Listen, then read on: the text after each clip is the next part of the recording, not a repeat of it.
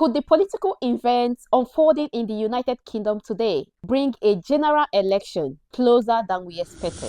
If that happens, could controversial proposal like the retrospective changes of indefinite leave to remain come back into spotlight? Don't panic, but don't ignore what's happening, because over the last few days, British politics has changed drastically. I could go out and try and make some real big money. I could go to the USA, where I've got plenty of offers. And then I thought, why should I be judged today or in history in the future by Sky News and their ilk? Why should they be the people that decide my fate when, as I repeat, I've done nothing wrong? I've thought about it hard, and I've decided today I will resign as a Member of Parliament for Clacton-on-Sea, thereby forcing a by-election, which would happen, I hope, in short order. No, I've decided that the people of Clacton should be the judges of my actions. What you just watched now is Nigel Farage, who is the current Reform Party leader, making an announcement that has shocked many people across the United Kingdom. But guess what? That's not where the story ends. And then came this response from the current Conservative Party leader, Kemi Badenoch. Nigel Farage is having a hissy fit because the first time he's actually having to deal with some real scrutiny. What he needs to do is be honest about where his fishy £5 million came from, rather than calling a fake by-election to run away from a standards investigation. We will be standing a candidate in the real by-election because no one is above Parliament. Parliament is bigger than all of us. We all have to follow the same rules. We all have to register our interests. What this by-election is a gimmick. This is him wanting to make everything about himself rather than his offer to the country at a time when we have a defence crisis, a retiring Prime Minister, so much change and turbulence. Conservative Party is the only party that's actually focused on the issues that matter. Political temperature is rising, many questions are being asked. And of course, many migrants are asking, what does all of this mean for us? I will resign as leader of the Labour Party. I have spoken to His Majesty the King this morning to inform him of my decision. I will ask the National Executive Committee of the Labour Party to set out a timetable with nominations opening on the 9th of July and completed by the summer recess. All of these events happened within a short space of time. So today we are going to answer the question that many, like thousands of migrants are asking. You know, questions like, could all of this political development increase the chances of general election? And of course, what happens to the proposed retrospective ILR debates that has caused so much anxiety, you know, amongst immigrants? Or is social media creating unnecessary panic? All of these are exactly what we are going to look into on today's video. Stay tuned and I will see you shortly. Hello everyone and welcome back to my channel. This is your girl Blessing of Blessed Blessing channel. On this channel we talk about things happening here in the United Kingdom, my life in the United Kingdom as a migrant, information that will keep you updated. Yes, if this interests you, please do well to subscribe to this channel before leaving. Turn on your notification bell so you get notified anytime we upload important videos. And please do well to like this video, share with your friends, your fellow migrants. Yes, please share this video with them because it's very important. So before we proceed, please let me make something absolutely clear. Okay, this is not a political video. Okay, I am not here to support Reform Party. I am not here to support a Conservative Party. I am not here to support the Labour Party or any other political party. I'm simply looking at the current political developments because they may have implication on immigration.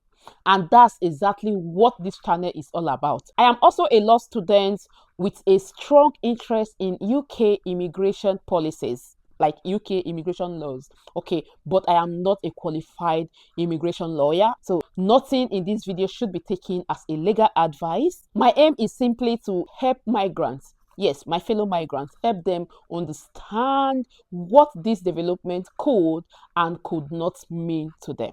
One thing I have learned for sure, okay, political headlines spread in minutes. You get that? Political headlines, they spread in minutes.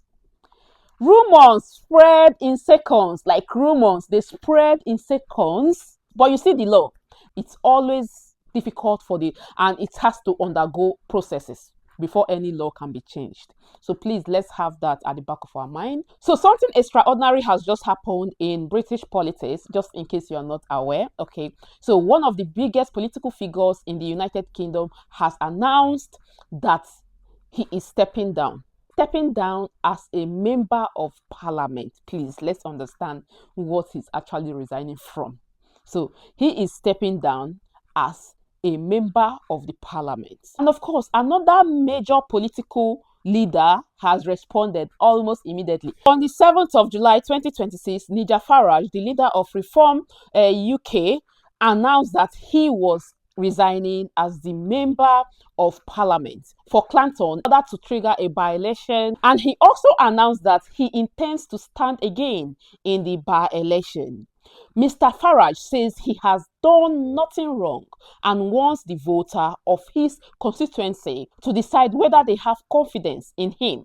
And at the same time, there are ongoing parliamentary standard investigation relating to declaration of financial support, and those processes have not yet reached a conclusion. Will any of this affect UK immigration?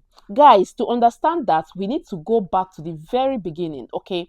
Only a short day ago, the United Kingdom experienced another major political event, the resignation of the Prime Minister, as you already know, okay?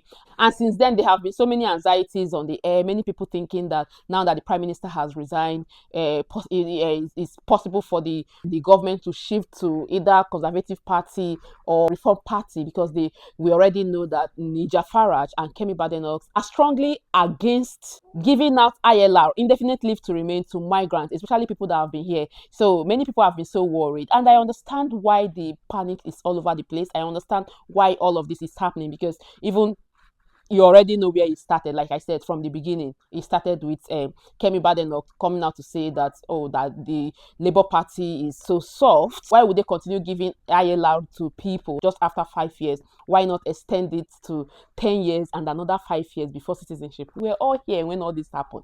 So after that, Nigel Farage came out with another proposal that is scrapping ILR, like he's entirely stopping it. Okay, so many of us have been so worried what is going to happen to us now that the Prime Minister has resigned. And yes, I've made a video previously where we discussed about that, telling us that that is not the end of it. It does not work that way, especially here in the United Kingdom, because here the United Kingdom operates a parliamentary system of government. Okay, so the parliament has to meet, and of course a decision has to be taken, and all of this has to go through the parliamentary processes. Like, you don't just wake up and then shift or call for a general election, and before you know it, another person becomes the Prime Minister. It doesn't work that way. There are processes. So yeah, as part of this process, we also informed us on that video that on the 9th of this month, which is tomorrow, the government would be opening up the platform for a new Prime Minister to make their intention known.